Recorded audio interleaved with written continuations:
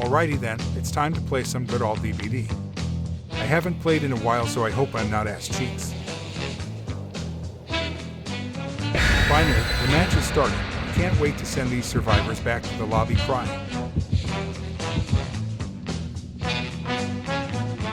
Cheers! Check out the drip, infinite claps and cheeks in style.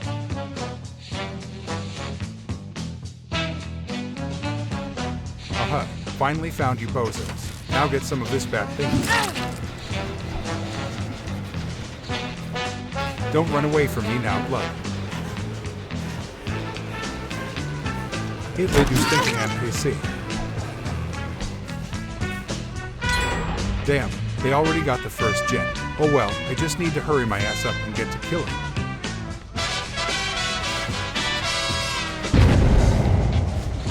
Great, I forgot about those damn pallets. That's fine, I see one here lacking. Now is my chance to clap some cheeks. Oh hell no, I think I should slow down their gen progress. Or maybe should I try to hook her? Nope. Where the hell did you go, blood?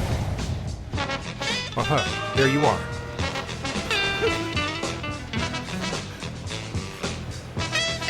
Ouch.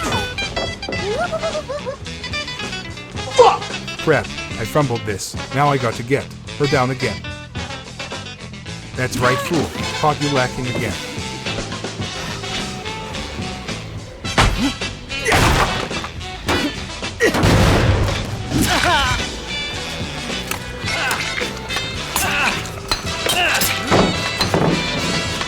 Finally, not gonna fumble again. This time.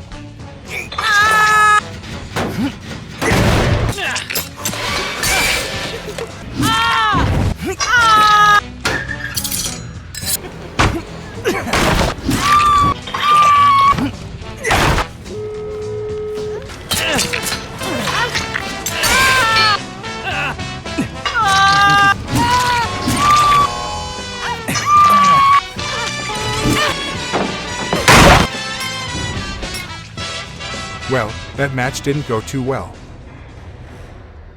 Now it's time to bring out the big guns.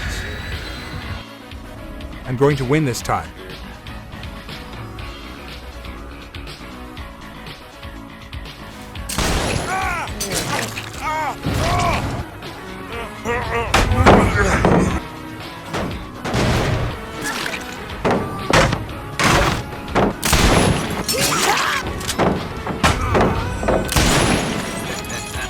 Well, ain't no way, boy.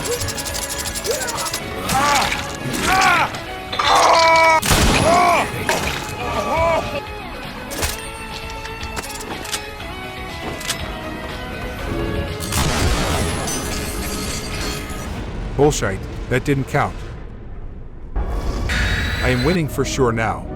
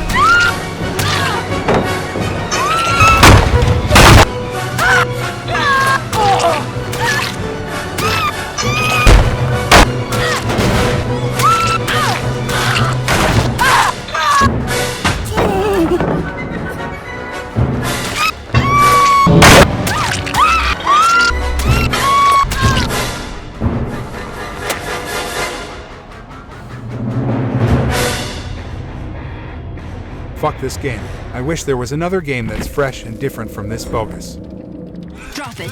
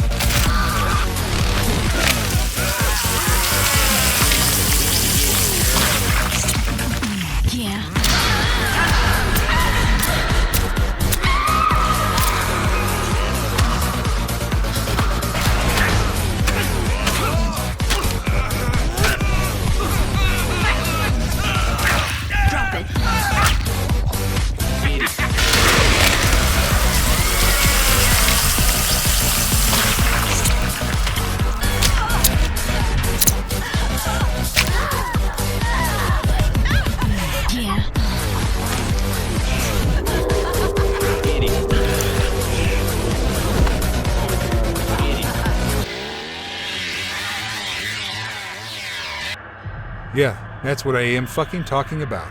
Texas Chainsaw Massacre. Man, this game is fun. Unlike stupid-ass DBD. Now before I say anything, I am not trying to convert DBD players to play Texas Chainsaw, because those sweaty motherfuckers can stay there where they belong. This guide is for players who hate the competitive aspect of asymmetrical horror games that have destroyed the DBD community, and have killed off other similar games that tried to compete with DBD. Although it may seem that Texas Chainsaw is similar to DBD, but let me be the first to tell you that it is farther from that. To compare in short, DBD is a 1v4 game that requires survivors to repair generators to be able to escape, and the killer must stop their progression and kill off all the survivors to win. While Texas Chainsaw is a 3v4 game, and the goal for the victims is to escape the family house by escaping various routes in the house. I will get into further detail about the game and explain the basic structure of how Texas Chainsaw is played and compare it to DBD. Now with that, welcome to my DBD guide to Texas Chainsaw Massacre.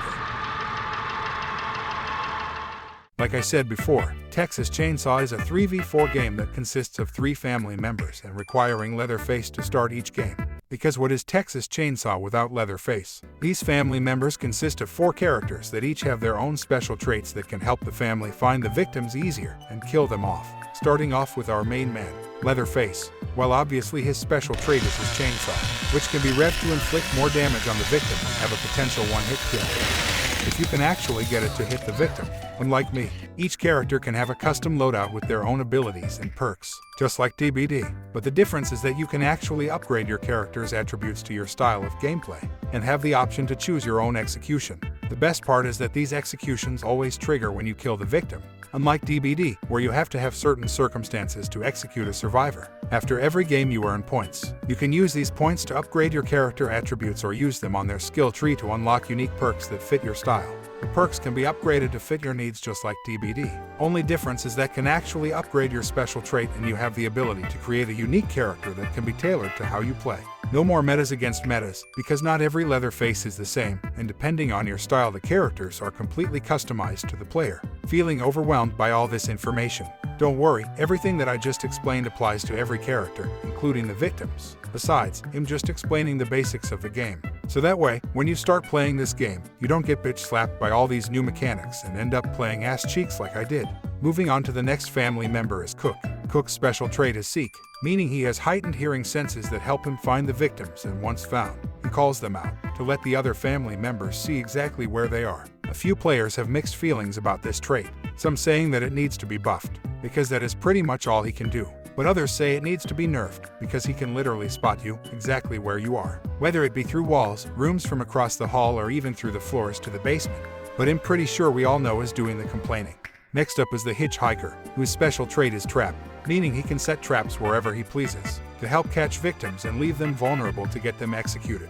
This can also help by cutting chases short or even catch the victims lacking one time. Each match he starts off with 3 traps and can be replenished during a match. Best part is that his small size can make him a scary motherfucker if you're being chased by him, because he can fit through vents and small gaps on walls, just like the victims. And it's not just the Hitchhiker either. Sissy can also fit through those gaps, unlike DBD, where the pallets are the killer's kryptonite. So even if the victims try to get away by passing through a vent, this motherfucker can still chase you.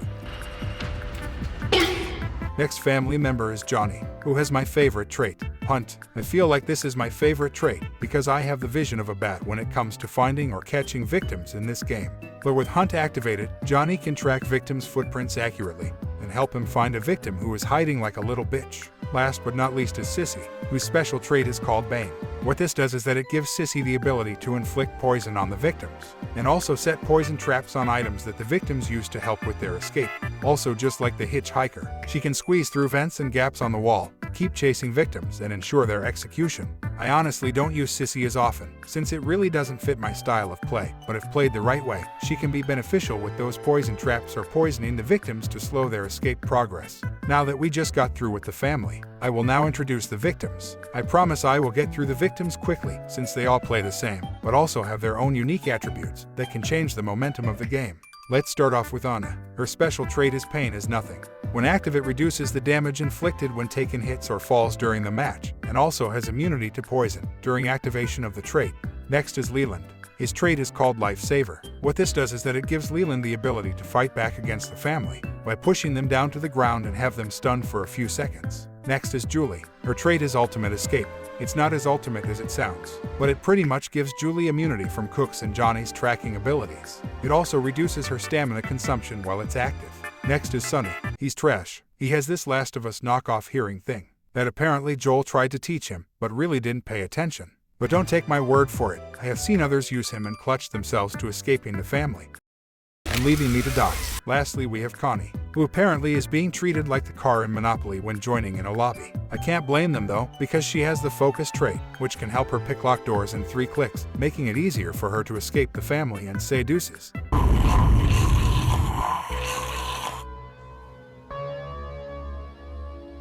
Now that we got through the whole lineup, we can get to the meat and potatoes. The gameplay. As the family, you are a team of 3 and your objective is to execute all the victims and not let them escape. To help you find the victims, Grandpa is a mechanic that can assist you on locating the victims. He can better help you by feeding him blood that you can acquire from the blood buckets lying around the map or by applying damage to a victim, which makes Grandpa stronger and makes it easier for him to help locate the victims.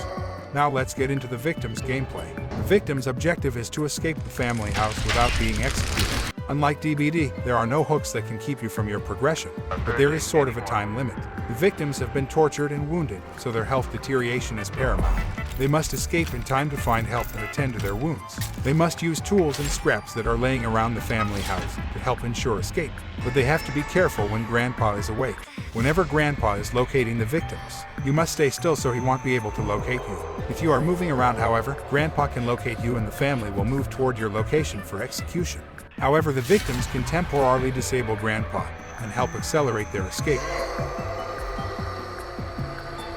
With all of the basic mechanics of the game explained, you are now ready to hop in a round of Texas Chainsaw Massacre. I know I left some other things out of the game, but I feel like these other things I have left are either self-explanatory or better learned while playing the game. Besides, this video would take too long, and I'm already taking 15 minutes of your time. But this is a sort of a crash course to enter into this new game if you are tired of DBD. If you have Xbox Game Pass, this game is free to download. So for any case you don't like the game, you wouldn't lose any money from it. So why not give it a try? It's free. Be aware that the game is still kind of glitchy and would need some patches done. At the time I was making this video, Texas Chainsaw just had a new update and fixed most of the bugs and glitches. But this game is still pretty fun. Unlike stupid-ass DBD.